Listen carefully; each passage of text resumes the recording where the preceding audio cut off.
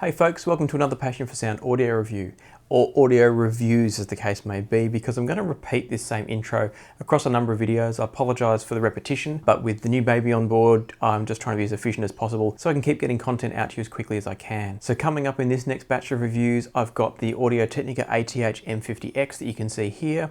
I've also got the Bose Quiet Comfort QC35 Mark II, and a quick mini review for an upgrade cable, in my case for the Metzer Empyreans, but a cable that can be made for any headphones that I really want to talk about because the quality of it is quite astounding for the price. Before I get into the reviews though, I just want to remind everybody of a couple of things. First of all, the Moondrop Starfield giveaway was never claimed by the original winner, so I've redrawn it, and the lucky winner now is Hearing Sinus. So Hearing Sinus, if you're watching this, please comment below so I can let you know how to claim your prize, and that's for the Moondrop Starfield IEM, so congratulations to you. For those of you who missed out on the Moondrop Starfields, the good news is that as of these videos begins the giveaway for the Topping E30 DAC that I reviewed recently. So all you have to do is, in any of these three videos with this introduction, just subscribe and comment on the video. Tell me something about the product I'm reviewing, tell me something about a product you'd like to see reviewed, and that will put you into the draw for the Topping E30 DAC. Of course, if you want more entries, all patrons get bonus entries to all of the giveaways, whether you comment or not on the videos, you're in the draws. So do jump through to the Patreon link if that's of interest to you, and take a look at the tiers and how you can win more gear that way. For now though, let's get into the reviews.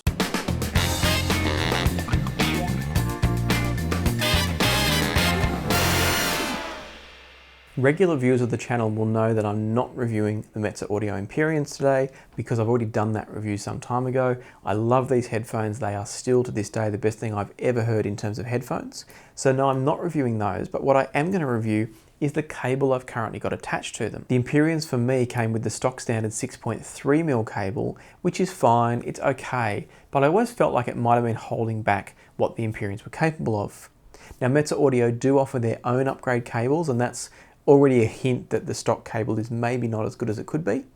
But I also tried making up my own cable, and I used a little trick that I sometimes do, which is to use solid core Cat6 cable as the conductor for a headphone cable. Now, the sound quality from that was an improvement over the stock cable, but being solid core Cat6 cable, it's very rigid and not the most ergonomic cable to use. It tends to hold a certain wave or coil to it that's not particularly enjoyable when you're moving around at all and just generally living with that headphone. So I reached out to Aurealis cables here in Australia. Now, I've bought cables from Aurealis in the past. In that case, it was a coaxial cable for my Raspberry Pi setup. This time around, I reached out and asked about a custom cable for the Metzer Empyreans. Geoff from Aurealis was fantastic to deal with, provided really good information about the cables and the options available, and I found the pricing really reasonable as well. Now, whether or not it makes sense for people overseas to buy from Aurealis, given that it's in Australia, is a whole other question depending on shipping costs and the like, but I'd definitely say for Australians it's worth reaching out to Aurealis if you are looking at interconnects, headphone cables or IM cables.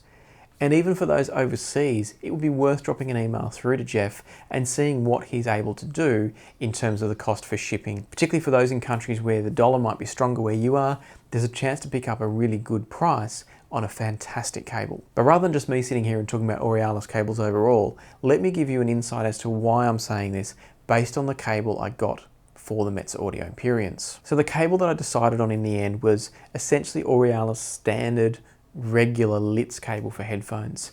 Geoff does have a slightly lower priced cable, he also has higher priced cables, but I stuck with his recommended standard cable, and I'm really glad that I did. It's just a perfect balance for me. The cable itself is a 26 gauge Litz construction cable, and what that means is that each individual strand within the wire, within the overall sheath, has its very own insulation. And what that means is that the signal as it runs through the wires is not jumping from one strand to the next as it does in a more traditional construction cable.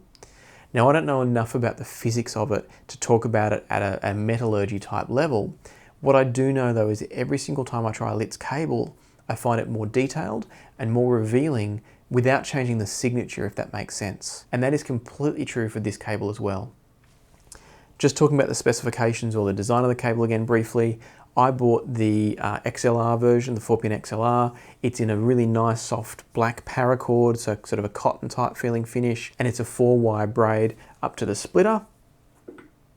and then from the splitter it's a 2-wire twist up to each of the headphone inputs. Now in my case, it's terminated in mini-XLR plugs because that's what suits the Empyreans, but as I said at the beginning of this video, Geoff makes cables for all different headphones, so I believe you could talk to him about Sennheiser connections. Even though they're proprietary, I'd imagine he can get those plugs. And of course, anything that uses the more standard 2.5 or 3.5mm connections, like your Focal range, your AudioQuest range, etc., definitely those he'd be able to source, I'm sure, as well. Now back to speaking about the sound again.